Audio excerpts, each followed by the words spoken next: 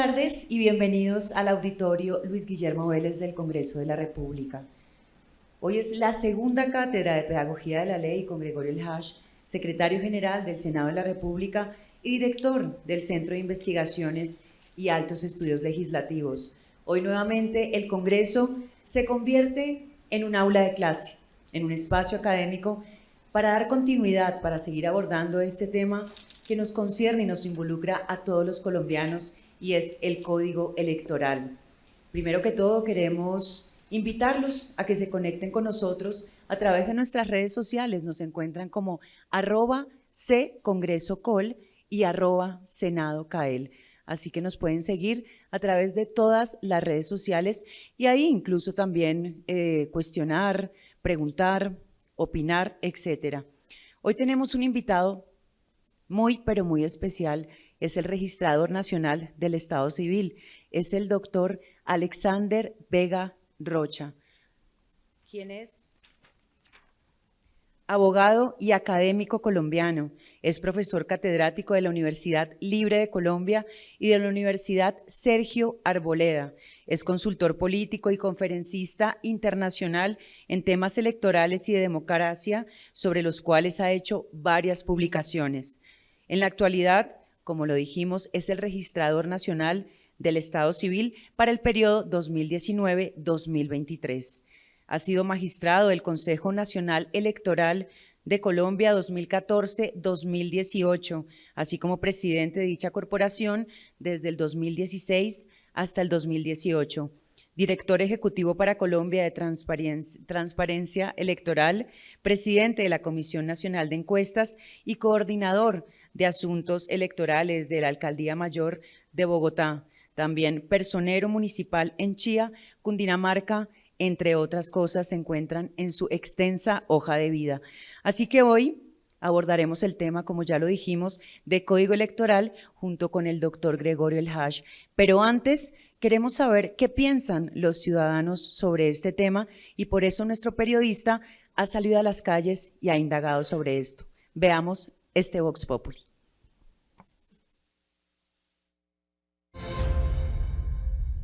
Hoy en nuestro programa Pedagogía de la Ley le preguntamos a la gente en qué cree que consiste la reforma al Código Electoral. También les preguntamos si confían en el voto electrónico y qué prefieren, el voto digital o el tarjetón. Veamos. Habría que confiar, porque pues la tecnología así lo demanda, lo exige, ¿no?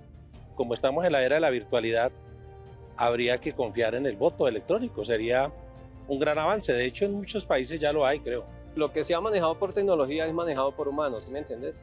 Y no es que sea muy confiable que digamos, ya se han tenido ejemplos de hackeos a grandes empresas que se supone que tienen un muy buen resguardo para prevenir esas cosas y de todos modos han sido víctimas de hackers. El voto normal ya sabemos que se puede alterar, que puede pasar por muchas manos y que puede pasarle muchas cosas. Eso ha pasado en los últimos años. Un voto digital tiene más auditoría y se puede hacer un seguimiento mucho más preciso. Ahorita digamos que el algoritmo lo sabe todo, entonces no confiaría realmente en ninguna plataforma tecnológica para votar. No confío ni en el electrónico ni en depositando el voto en la urna, porque he sido jurado electoral y he visto cómo hacen fraude con los tarjetones. Creo que el electrónico, ya que sería más fácil recoger todos los datos de tantas personas que van a votar. Entonces, para hacer más fácil, más agilizado ese tema, creo que el digital, a pesar de lo que no es tan fiable. Yo escojo el tarjetón, porque es que el tarjetón lo puedo palpar, soy yo la que decido, la que marco el voto y decido por mí misma, no un voto electrónico que fácilmente puede ser manipulado.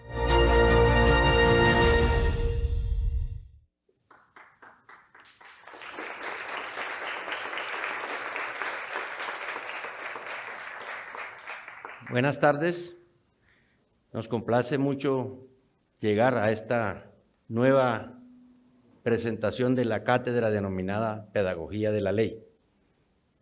La mesa directiva del Senado de la República envía un saludo muy especial, un reconocimiento a quienes la vez pasada nos acompañaron acá para iniciar la serie de clases sobre el tema electoral en Colombia.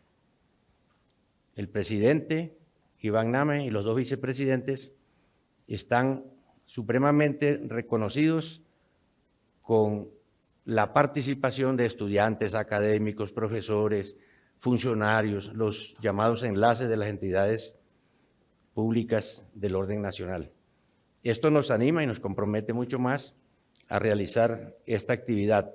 Recordemos que pedagogía de la ley se llama así precisamente porque lo que busca es enseñar, transmitir conocimiento, no solamente información, pasar de aquella creencia un poco desueta de que la ley se presume conocida, que es un tecnicismo para la aplicación jurisdiccional de las normas, a que realmente conozcamos cómo son, cómo se concibieron, cómo quedaron, cómo funcionan, para qué sirven, cómo se aplican las leyes más importantes del sistema jurídico colombiano.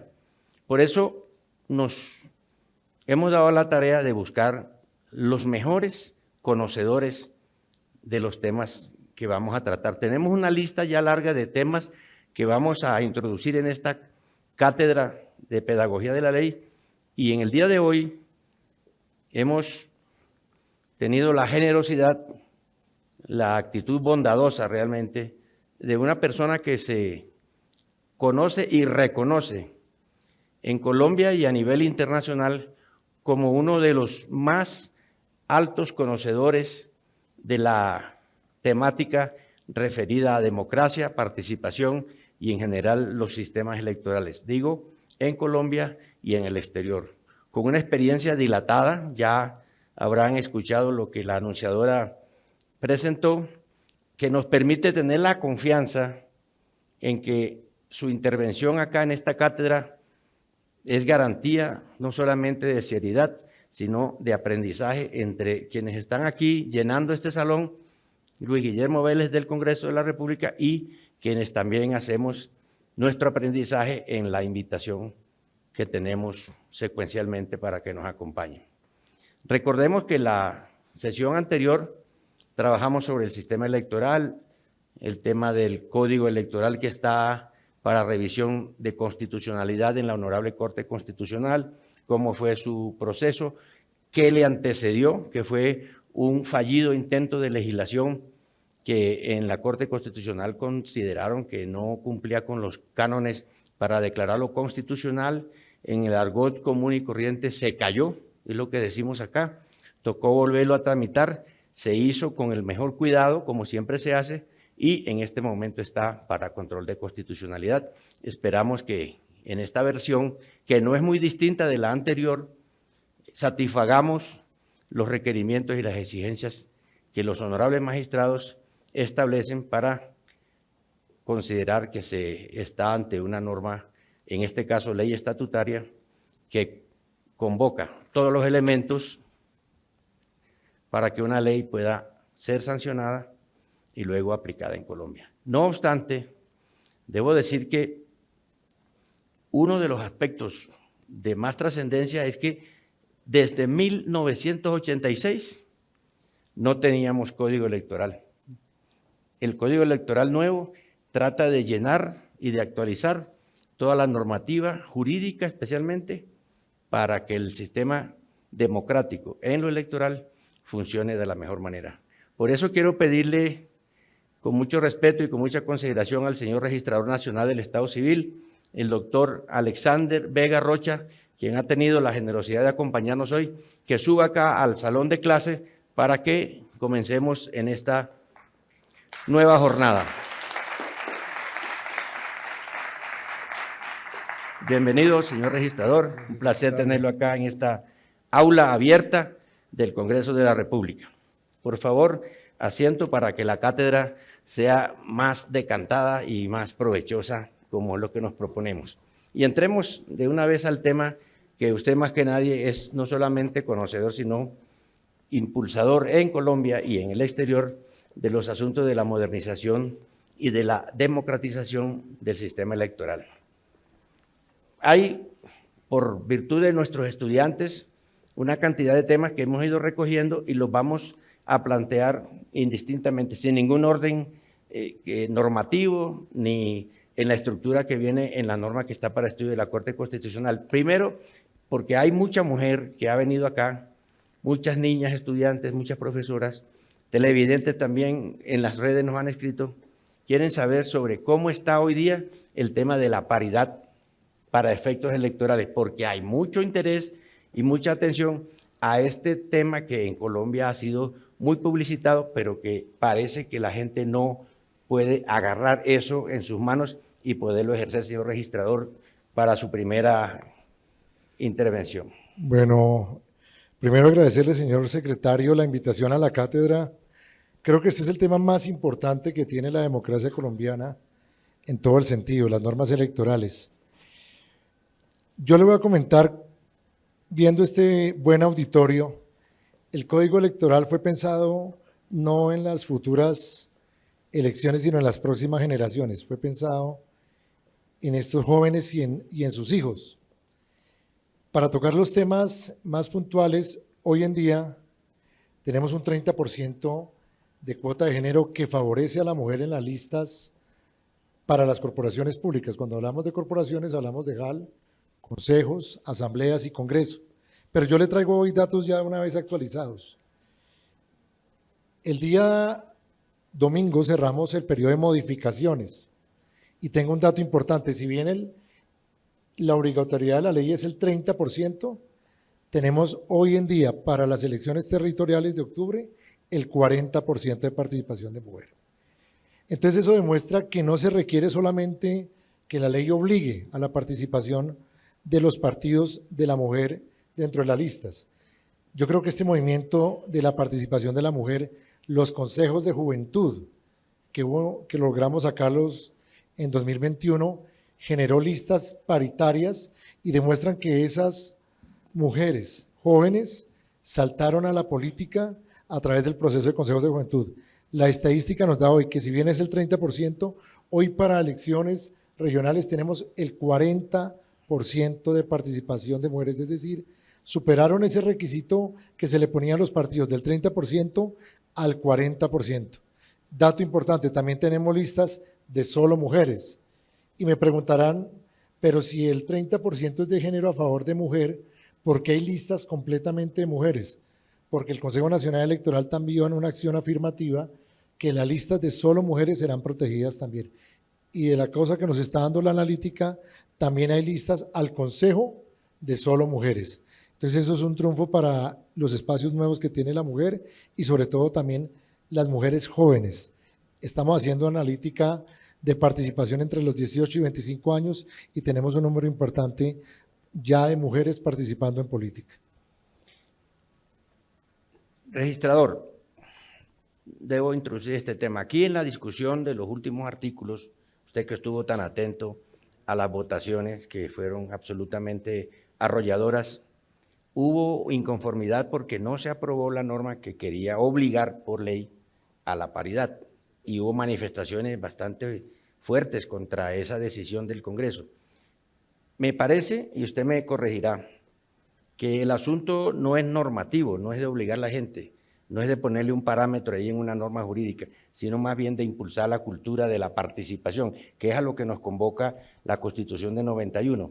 De tal manera que sería apropiado decir que en adelante no vamos a necesitar unas normas que traigan obligaciones para hacer paridad en la inscripción de listas o de candidatos, sino que vamos todos a impulsar nuestra actitud, que es la que nos hace más demócratas cada día, nuestra participación para llenar esos que siguen siendo unos vacíos generacionales también y de participación de los géneros en la elección de los mandatarios especialmente. Es cierto, secretario. Yo quiero contar infidencias del trámite del Código Electoral. La iniciativa del 50%, del 30 al 50, fue autoría nuestra. Tal vez unos dirán, no es necesario obligar a los partidos y a la sociedad incluirle un 50% obligatoriamente a los partidos. Y ese fue el argumento en el último debate. De los 4 debates, cuando se fue a la conciliación, el artículo del 50% estaba en el texto. Fueron tanto unos congresistas, hombres como mujeres, que llegaron a un argumento como el que usted acaba de decir, que no era necesario obligar a los partidos a un 50%, sino que fuera la misma mujer, con la profundidad que tuvieran los partidos y la misma participación dinámica, que ellas mismas pusieran a través del ejercicio político el 50% o hasta más. ¿Qué esperábamos los que tuviéramos el artículo aprobado? Que fuera una forma de ir cambiando la cultura política, porque si bien es cierto las mujeres en la actualidad tienen el 30%, muchos de los partidos se ven con muchas limitaciones en las regiones de completar el 30% de la cuota. Pero mire lo que nos dio la analítica. Por más que estuvieran el 30% y se hubiese eliminado el 50%, llegamos a un 40% de participación. Es un dato importante que les traigo hoy. Dato que nos está arrojando la analítica del día domingo. Entonces, puede que la ley exija una cuota mínima, pero aspiramos que día a día las mujeres sigan ocupando esos espacios. Y sabe yo que le tengo confianza a la participación de los jóvenes y de las mujeres jóvenes. Las mujeres están haciendo ya activismo, están haciendo política desde la adolescencia. Nosotros vimos a mujeres, a jóvenes, mujeres desde los 14 a 28 años, ya haciendo activismo y actividad política en los municipios. Al final, ¿qué va a quedar? Va a quedar toda una nueva generación de mujeres haciendo política en los próximos años. Y el gran resultado que se va a tener es en las elecciones regionales, para las juntas de acción local, para consejos y asambleas, y aumentaron también la participación de las mujeres en candidatos a gobernación y alcaldías. Eso sin obligar, porque es que la ley de cuotas se aplica para las listas de corporaciones públicas, pero tenemos un aumento también del 23% para alcaldías y gobernaciones. Creo que estos nuevos hechos futuros en que la mujer exige participación ya se está viendo en las elecciones regionales. Muchas gracias, pero entonces vinculemos este tema que queda bastante claro con otro que también viene en modificación en la ley que está en control de constitucionalidad, el aumento del horario electoral. Se entiende que debe beneficiar la participación de los ciudadanos en general y por ahí mismo de las mujeres, que ya se ha dicho, comienzan a participar desde los consejos de juventud que existen en Colombia muy fuertes y que llegarán hasta un cambio generacional.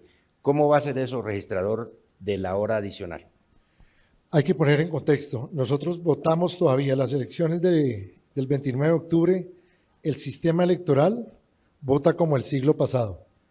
Cuando llegó la Constitución del 91, muchos de los que vieron acá son hijos de la Constitución del 91, el único código que sobrevivía o sobrevive antes de la Constitución del 91 es el Código del 86, que replica una norma del año 79, es decir, nosotros votamos como el siglo pasado, como la época del Frente Nacional. En ese entonces, yo les preguntaría por qué se vota de 8 de la mañana a 4 de la tarde. Yo he estado como observador en cerca de 38 procesos electorales en todo el mundo y los sistemas electorales se basan en la cultura política de cada país. Colombia vota de 8 a las 4 de la tarde y es la jornada electoral más corta de todo el continente americano y eso obedece a un antecedente histórico. Antes del 79, cuando habían los escrutinios en los municipios, los escrutinios duraban hasta las 7 de la noche, 8 de la noche. Cuando Colombia no estaba conectado y no había fluido eléctrico, en los municipios las comisiones escrutadoras o los jurados de votación hacían el escrutinio a luz de vela, esperma. Prácticamente ponían las velas y en las zonas más alejadas del país empezaban a escrutar. ¿Y qué sucedía? Cuando un resultado no le favorecía a un candidato, empezaban a quemar los votos. Cuando vino la reforma del año 86, acortaron la hora de la jornada electoral de 8 a 4 de la tarde. ¿Por qué creen? Para que hubiese todavía luz antes de las 6 de la tarde y evitar que los votos se quemaran en los escrutinios. Nosotros haciendo un comparativo, realmente la jornada electoral nosotros queríamos votar en el proyecto hasta las 6, 7 de la noche. Hubo contradicción porque decían, no, pero es que eso es muy de noche, pueden haber problemas. Recuerden que cada tema electoral, cualquier reforma que se quiera hacer, genera siempre una suspicacia de fraude. Hasta los mismos congresistas les toca a uno luchar eso, porque todo ven un fraude, un posible fraude, porque nuestra cultura política está arraigada al fraude del año 70, donde hubo una alteración al preconteo y entonces dejamos la hora a las 5 de la tarde. Esa hora además, hemos hecho un cálculo que podía incrementar o puede incrementar 1.500.000 votos en Colombia. ¿Qué queremos decir? Que Colombia todavía vota como el siglo pasado. El código electoral va a subir 1 hora más con el objetivo de poder conectar las zonas del país y mantener la votación una jornada más acorde a lo que tiene el mundo hoy. Eso es muy claro porque nos indica también que en la medida en que se va expandiendo la cultura de participación, la tecnología, la modernidad, la electrónica en estos casos, ahora vamos a hablar de eso, también contribuye a la participación de los ciudadanos.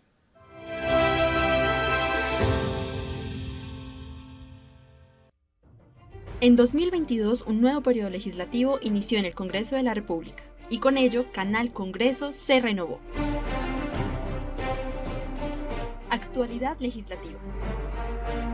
El lado humano de los congresistas y sus raíces.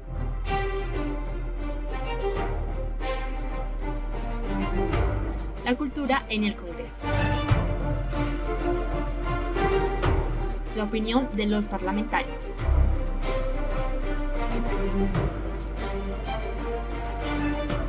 Pedagogía. La labor de los legisladores. Junto con nuestros nuevos aliados, nutrimos nuestra programación. Acercamos las regiones al Congreso de la República.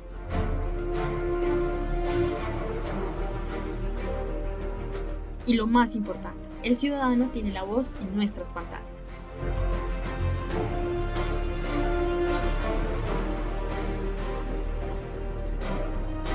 Canal Congreso seguirá trabajando para acercar el legislativo a la ciudadanía.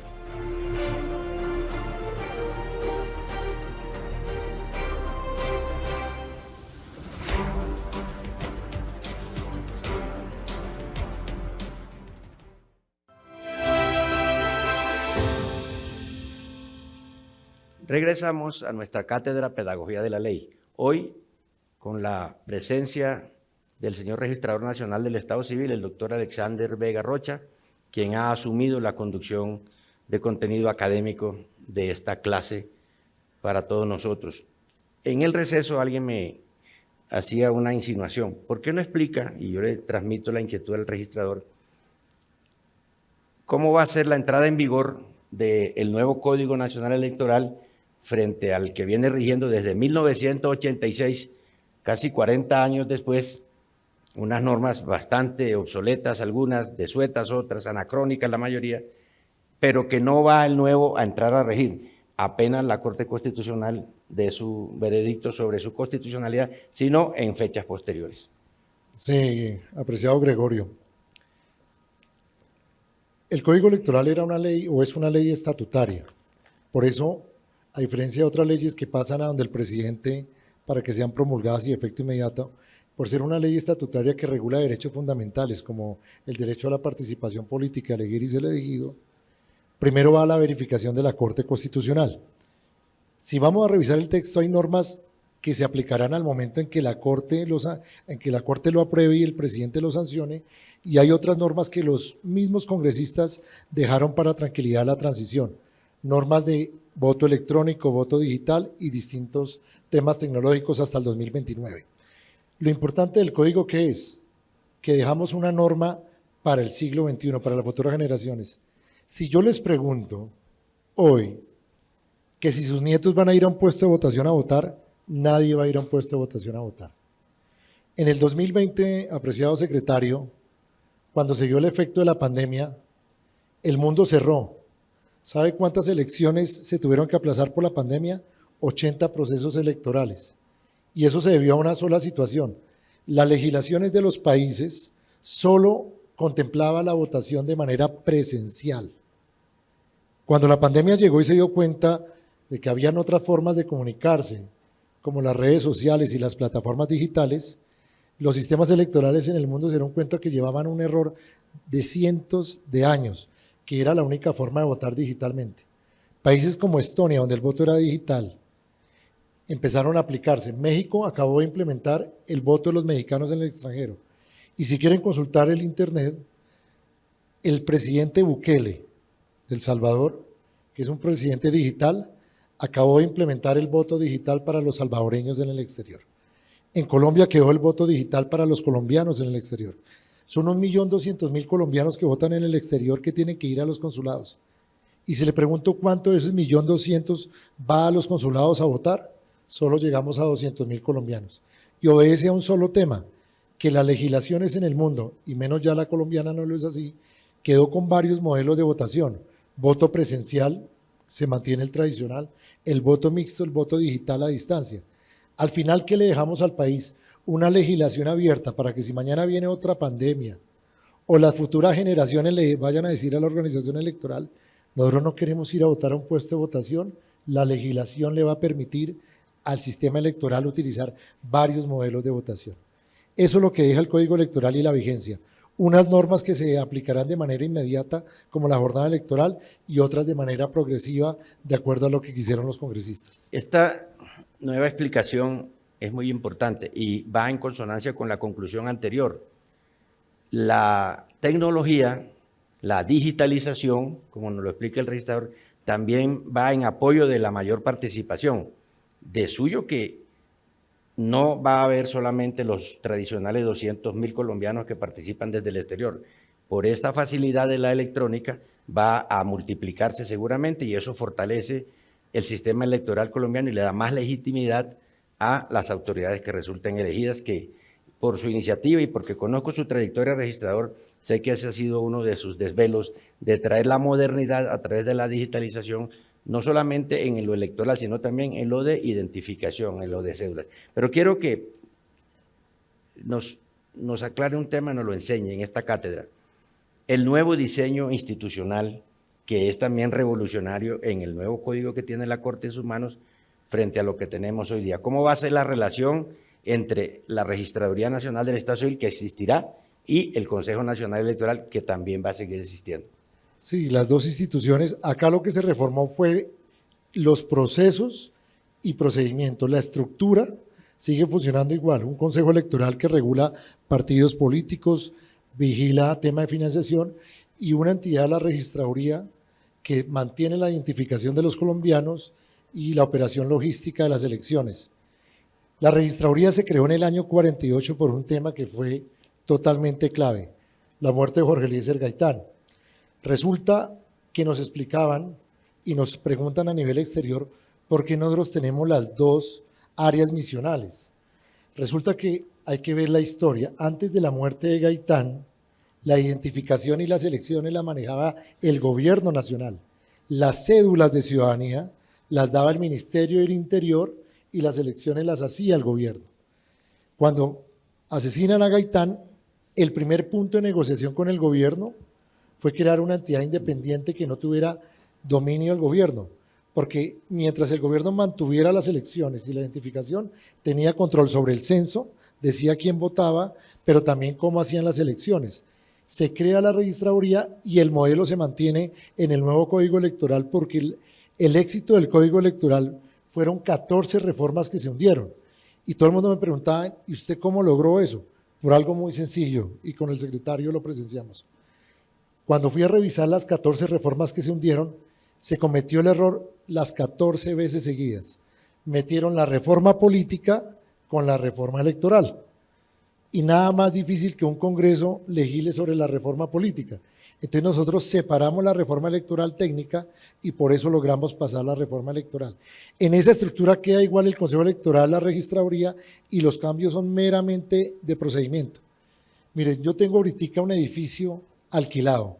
Yo estoy revisando, señor secretario, 23 millones de firmas de candidatos que se inscribieron por grupos significativos de ciudadanos. Tengo 800 grafólogos revisando firmas. En el nuevo Código Electoral se acaban las firmas.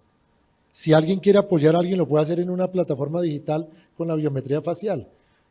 Yo en este momento tengo, y eso vale un dineral. Y si les pregunto cuántas toneladas gastamos de papel el día de la elección, ¿sabe cuánto gastamos el año pasado? 2.400 toneladas de papel.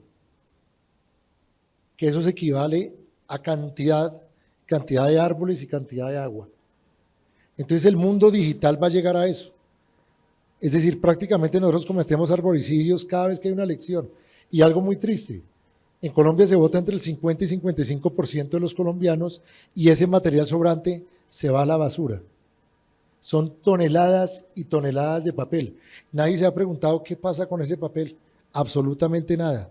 Porque el proceso de reciclaje es de tantas tintas que hacen que se boten 1.200 toneladas a la basura.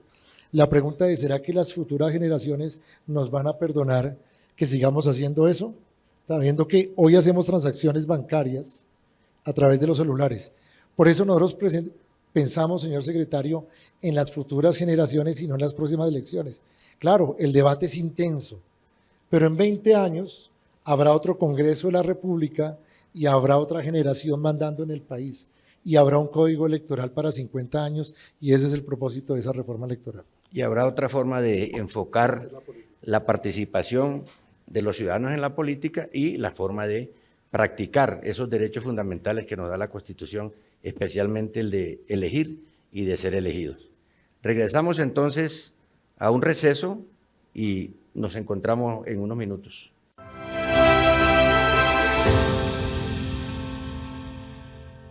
Detrás de una vocación hay una historia por contar. Rostros del Congreso, un espacio para conocer el lado humano del legislativo. Encuéntralo los sábados a las 7 p.m. por el canal Congreso.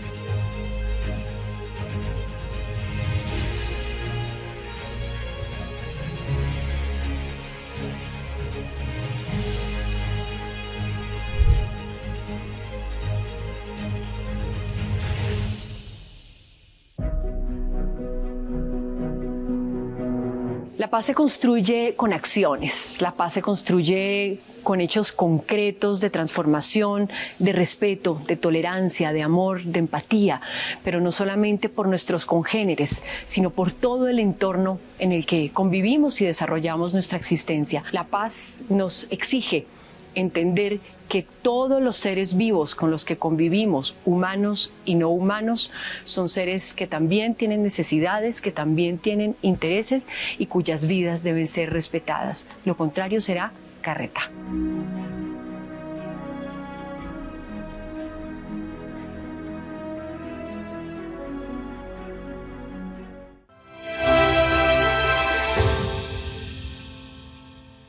De nuevo con ustedes en la Cátedra de Pedagogía de la Ley. Hemos avanzado bastante, tenemos conocimientos nuevos, hemos refrescado la historia que no conocíamos y entonces queremos actualizar el tema de la modernidad, registrador, el tema de la digitalización. Si entendí bien, Colombia tiene a su propia manera y con su propia cultura y con sus propios medios 3 modalidades de voto. El voto tradicional de papel, que ya explicó cómo habrá que seguramente superarlo, el de electrónico mixto y el digital, que es hacia donde debemos marchar.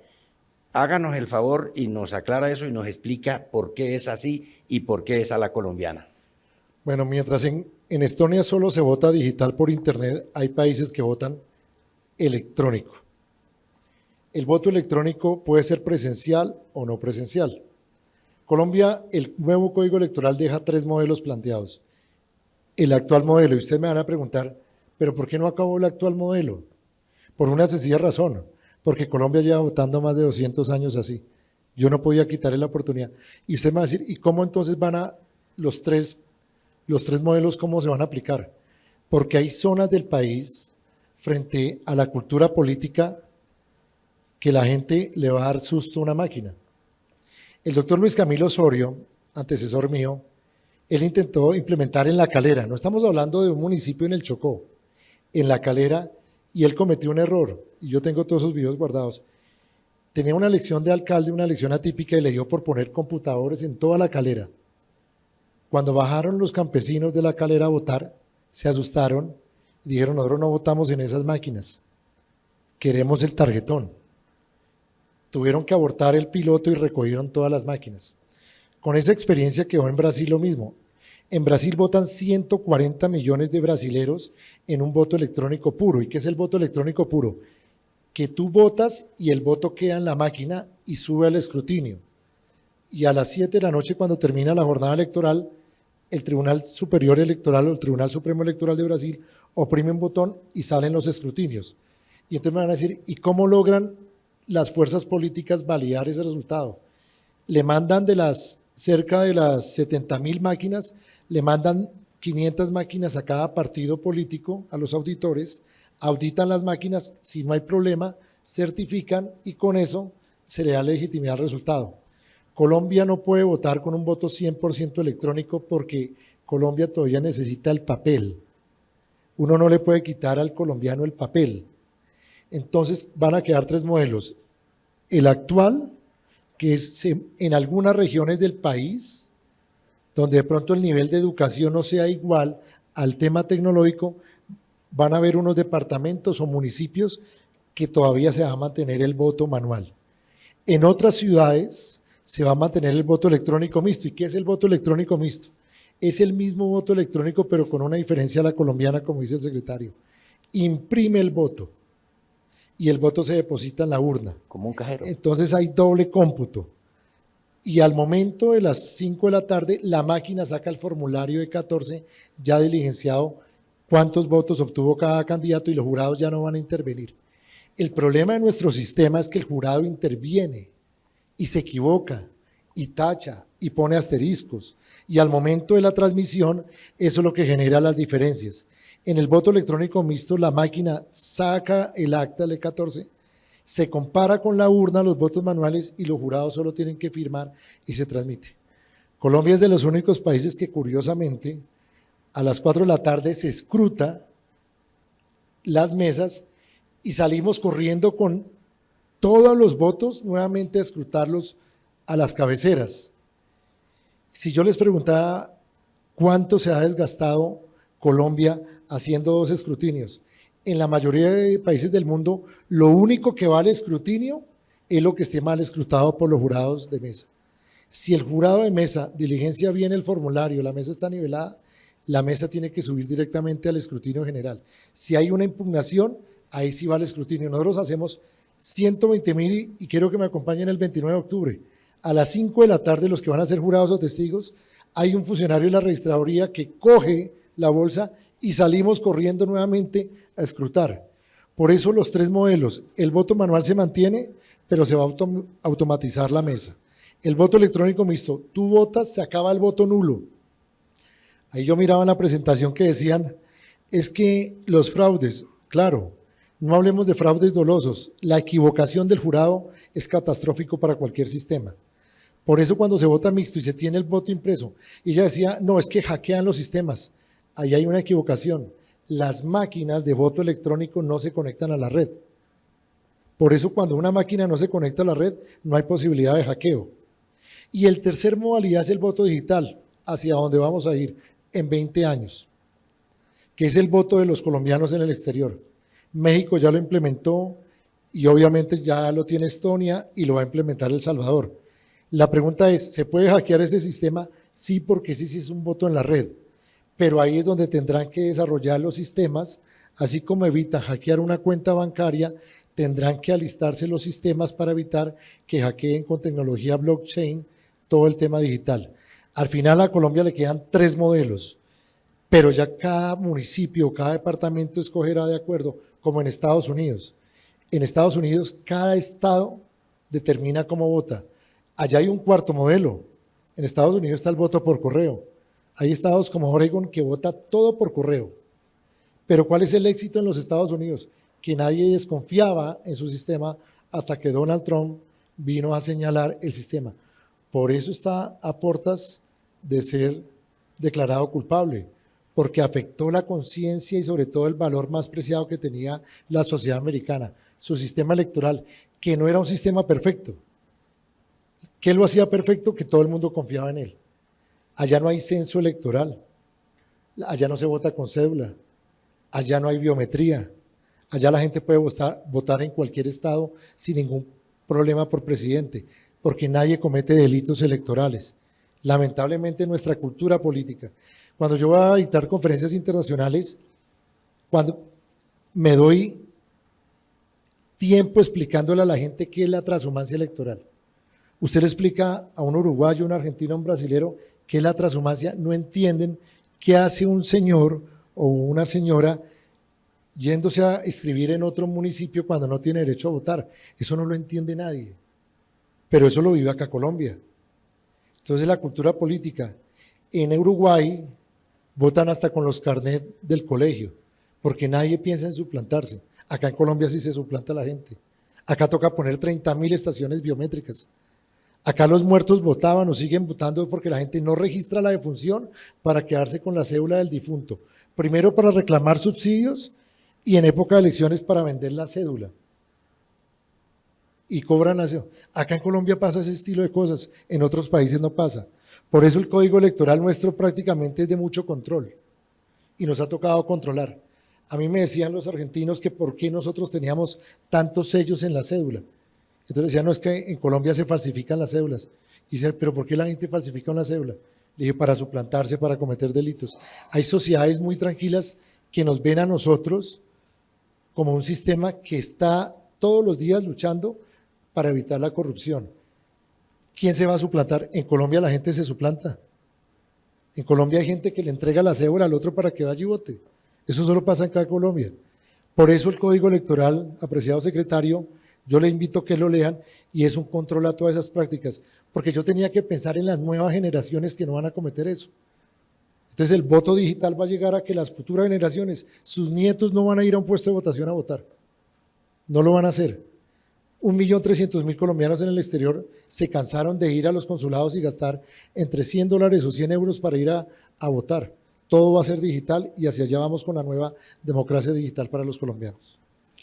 Creo que la explicación ha sido más que suficientemente clara y podemos extraer hasta este momento los principios y elementos de modernidad, de participación, de legitimidad, que es muy importante, y también de gradualidad, de ir transitando progresivamente hacia nuevas aplicaciones del conocimiento humano a través de la tecnología, que a la vez va a ayudar a perfeccionar la pureza del voto, que no es otra cosa que la legitimidad de las elecciones y por lo tanto de los que son elegidos.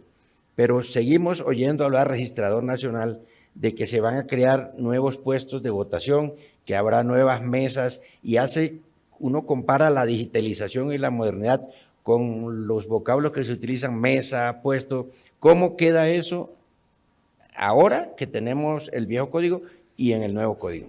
Se mantienen los mismos puestos de votación. Yo el voto digital lo dejé para los colombianos en el exterior, pero dejé la puerta abierta para que cuando eso salga bien, el voto digital se implemente en Colombia. Es más, hoy en día yo tengo inconvenientes con las fuerzas militares y de policía en el buen sentido de la palabra.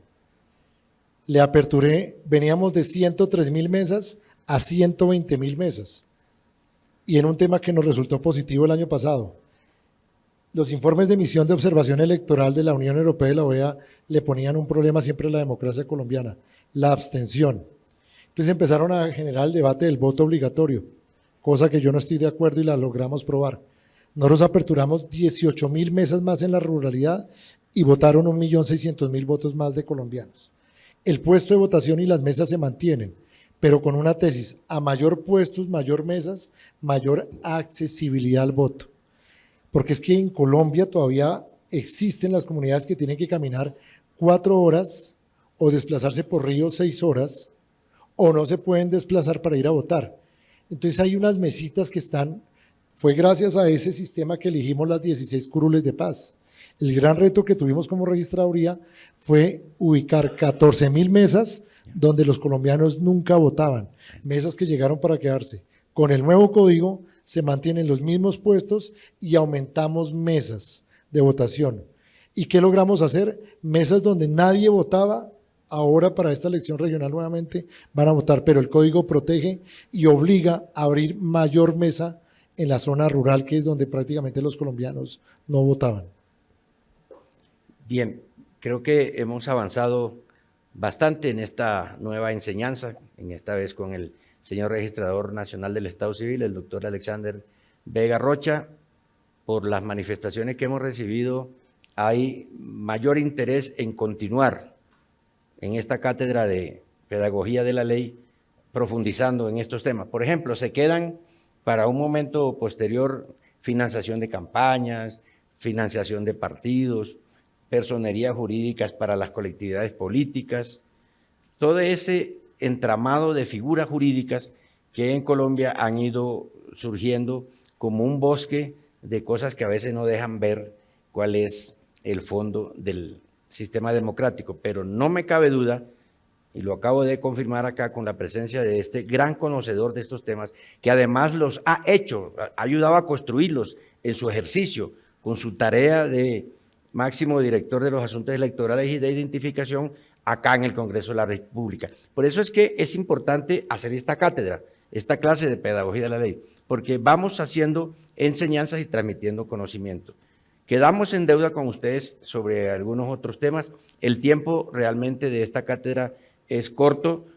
No queremos dejar sin participación a nuestros asistentes, estudiantes, pasantes, judicantes, practicantes, profesionales de diferentes áreas, funcionarios públicos, de manera que quien libremente quiera manifestar su pregunta o transmitírsela a través de nuestra presentadora, Laura, podemos entonces avanzar también en esta temática. Es así, tal cual como dice el secretario general, podríamos quedarnos muchísimas más horas hablando de este fascinante tema como es el Código Electoral, pero por interno nuestros productores nos están informando que hay varias preguntas. Bueno, esperamos poder abordar por lo menos algunas de ellas, así que por favor les pedimos a los participantes que se acerquen a los micrófonos que están dispuestos a los costados del auditorio y le hagan sus preguntas al secretario general y también al registrador nacional del Estado Civil. Bueno, buenas tardes. Mi pregunta va más que todo como de qué manera se pretende como educar a las personas frente al voto electrónico, no solamente frente a cómo hacerlo, sino también como a darles la confianza de que esta es una manera para, o sea, de garantizar el voto transparente. Digamos que cuál es ese plan que ustedes tienen como para poder educar a toda la población y sobre todo a los adultos mayores y las personas, digamos que de poblaciones que se encuentran en desigualdades, en condiciones económicas diferentes. Muy buena pregunta porque era la misma que nos hacían los congresistas. Primero hay un plan de pedagogía, pero como explicó el señor secretario, no es que Colombia en 10 años amanezcan todas las mesas de voto electrónico, no. Van a ser ciertas regiones del país donde se va a estudiar niveles tanto educativos como igualmente de participación. El argumento de que a las personas de tercera edad no hay que vincularlas con el tema tecnológico es como decir que nuestros abuelos hoy no pueden usar WhatsApp. Nosotros analizamos muchos de hoy en día, hablarle de un WhatsApp a hace 15 años a una persona de la tercera edad era imposible. Hoy hay personas de la tercera edad que usan el WhatsApp y usan sus redes sociales. Nosotros tenemos un plan de pedagogía, pero sobre todo de progresividad en ciertos municipios y ciudades de Colombia. Me imagino que arrancaremos con ciudades universitarias, como Ibagué, arranquemos como ciudades universitarias como Medellín, y poco a poco, generacionalmente, el transcurso del tiempo va a hacer que las futuras generaciones conozcan el voto electrónico mixto. Por eso yo siempre les he dicho, los tres modelos van a caminar de manera progresiva. Se mantiene el voto manual, el voto electrónico mixto y el voto digital para los colombianos en el exterior. Pero al final será la pedagogía y las mismas generaciones que vayan implementando el sistema. Y los pilotos importantes van a ser para las elecciones atípicas. Fallece un alcalde, inhabilitan a un alcalde, renuncia a un alcalde, esos pilotos podemos utilizarlos en esas elecciones atípicas para implementar el voto electrónico mixto para que la gente lo conozca. Buenas tardes, mi nombre es Diego Zúñiga. Mi pregunta es si el nuevo proceso institucional que se plantea en el nuevo Código Electoral maximizaría la percepción de confianza y legitimidad en la actividad electoral en Colombia. Totalmente, porque hoy en día nosotros tenemos demostrado que los problemas que hay del sistema electoral suceden en la mesa con los jurados de votación. Jurado de votación que no tenga testigos electorales puede alterar el acta. Con el sistema del voto electrónico mixto, lo que hacemos es que el jurado solo puede dar la firma sobre lo que esté en la urna y el sistema guardará el backup, no de quién votó, sino el registro de los votos. La tecnología ya está inventada. Yo algo que quiero dar claridad, no es que esto no lo hubiéramos inventado en Colombia, el voto electrónico mixto. El voto electrónico mixto es el modelo más adecuado a la cultura colombiana porque todavía se certifica el voto en la urna. Y al final, eso es como todo. ¿Quién, cuando comenzó el tema de la banca virtual de los bancos, no le generaba desconfianza utilizar los medios bancarios? Poco a poco, a través de los años y los medios de seguridad de los bancos, la gente empezó a seguir confiando. Esto es un modelo igual de tecnología. Lo que pasa es que lo vemos hoy. Yo les pido es que miremos nuestras mentes a 20 o 25 años. Sus hijos y sus nietos tendrán una generación distinta. Los hijos de ustedes hoy están con un iPad, un celular en la mano, y ellos confían plenamente en esto. Y las empresas de tecnología tendrán que crear los sistemas de auditoría para que los partidos puedan certificar que esa tecnología ni fue manipulable el voto y se garantizó el secreto del voto. Entonces es la misma progresividad y el tiempo. Yo no les puedo decir ahorita es que esto va a ser así en 20 años. Lo que sí les aseguro es que en 20, 25 años este Congreso van a estar nuevos integrantes, la política va a ser distinta y la gente no va a ir a un puesto de votación a votar. Va a ser algo accesorio. El que quiere ir a votar a un puesto de votación lo hará, pero el que lo quiera hacer por internet, lo va a hacer por internet. Bueno, buenas tardes. Mi pregunta va relacionada en un escenario futuro cuando ya no tengamos que desplazarnos a una urna a votar, sino que desde la comodidad de nuestras casas podamos ejercer el voto. ¿Qué opinión merece usted si sería pues viable, independientemente de que esté o no de acuerdo con el voto obligatorio? ¿Usted vería la necesidad de pronto de implementarlo como un voto obligatorio en ese escenario futuro? ¿O qué desventajas o seguiríamos viendo algunas desventajas respecto a eso? La respuesta es no, porque te aseguro que si los colombianos en el exterior en la próxima legislación pudieran votar desde cualquier país, le garantizo que la participación sería sobre el 95%. Al final el derecho no se le puede obligar a uno con una multa a ejercerlo. Es un tema de accesibilidad al voto. En Colombia la abstención se da es porque no hay casi mesas de votación y la gente le cuesta salir a votar. Y no hablemos en Bogotá porque nosotros miramos siempre, creemos que la mesa, hay una anécdota que yo tengo, la gente nunca se ha puesto a pensar qué hace la registraduría para que la mesa abra a las 8 de la mañana. Claro, en Bogotá es muy sencillo. Yo tengo un rubro para contarles infidencias. Yo le pago el día de la elección, yo pago 4.800 millones de pesos a muleros, a dueños de mula, que me llevan las mesas a las zonas más alejadas del país. Y le pago a agrupaciones de muleros para que me lleven el material electoral y a las 4:30 me lo saquen en mula. ¿Sabe cuántos satelitales uso yo para lograr transmitir la información? Más de 7.000 teléfonos satelitales donde no hay conectividad. Utilizo telefonía del Ecuador para poder transmitir zonas de Tumaco, el litoral pacífico nariñense y el Putumayo, porque nuestra telefonía celular no conecta. Esto es una operación logística. Entonces el voto obligatorio como obligación no va a ser necesario, porque cuando las tecnologías tenga acceso todo el mundo, automáticamente todo el mundo va a hacer uso de ellas. Eso va a ser algo totalmente irreversible.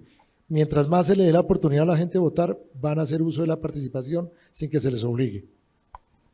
Una pequeña adición, señor registrador. También hay que considerar la vida cotidiana en esto de la progresividad, de la modernización de los sistemas electorales en Colombia, de la gradualidad de introducción de estas nuevas tecnologías. Hay un elemento que se nos olvida, el de la familia. Ya hoy día está sucediendo de que la generación intermedia de hoy día está ayudando a que los mayores se metan en el mundo de la digitalización, y también lo están haciendo para que los que vienen atrás, los niños, los jóvenes, vayan con naturalidad introduciendo también eso como algo que está al alcance de la mano y que no representa para ellos ninguna novedad. Para quienes tenemos cierta cantidad de años, sí representó en su momento, y quienes están en la mitad, repito, van a ayudar a que los nuevos lo aprendan ahora y que los más antiguos se metan y apoyen y ayuden y participen. Habrá más participación, habrá más legitimidad, utilizaremos más la modernidad a través de lo digital. Esos son aportes que vienen en este código que está en manos de la Corte Constitucional para que dé su veredicto jurídico, pero que se debe a la gestión, al empeño, al empuje, a la dedicación y al muy profundo conocimiento en estos temas de democracia y de elecciones que siempre ha demostrado el señor registrador, doctor Alexander Vega Rocha, a quien desde ahora agradecemos el esfuerzo que hizo, dejó su agenda un poco al lado, alteró lo que tenía que alterar para cumplirle a los estudiantes, para poder sacar adelante ese compromiso que a él le emocionó mucho de que se haga esta pedagogía de la ley desde la Casa de las Leyes, desde el Congreso de la República, donde se producen y que muchas veces ni nosotros mismos conocemos cómo quedan y cómo se van a aplicar. Señor registrador, mi agradecimiento de siempre, mi gratitud por su gesto amable y generoso y la invitación para que en una nueva fecha nos acompañe a seguir haciendo más pedagogía de la ley. Siempre habrá tiempo para la cátedra y está en manos de ustedes, cuando salga con el visto bueno de la Corte Constitucional, implementar las tecnologías del voto y la cédula digital. Y un plus que me toca hacerlo, saquen la cédula digital por una sencilla razón. Dentro de la cédula digital se va a crear la carpeta digital y las personas van a poder enviar la historia clínica y los documentos. Ya no tendrán que ir a una notaría a autenticar. Con la cédula digital van a poder autenticar documentos. Nosotros pensamos en las futuras generaciones y ahí es donde está la calidad de vida. Mientras más usted ahorre tiempo en su vida personal, estamos dando calidad de vida. Eso de uno ir a sacar un registro civil, que ya sale ahora digital, que son 2 o 3 días, o ir a votar a una jornada electoral, en los próximos 20 años todo va a cambiar. Y por orgullo, Colombia va a ser el primer país con la legislación actualizada en ese sentido. Muchas gracias y siempre habrá tiempo acá para esta cátedra. Reiteramos entonces el agradecimiento al registrador nacional del Estado Civil, el doctor Alexander Vega Rocha. Muchas gracias por la compañía.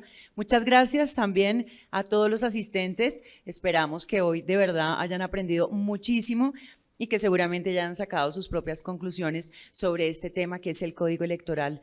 Los esperamos entonces el próximo jueves para abordar el tema de gratuidad en la educación superior, que también es un tema muy sobre la mesa y que seguramente nos interesa a todos nosotros. Los invitamos a seguirnos a través de nuestras redes sociales @CongresoCol y @SenadoCael, donde seguramente también seguirá el debate sobre este tema. Así que muy buenas tardes y que estén muy bien.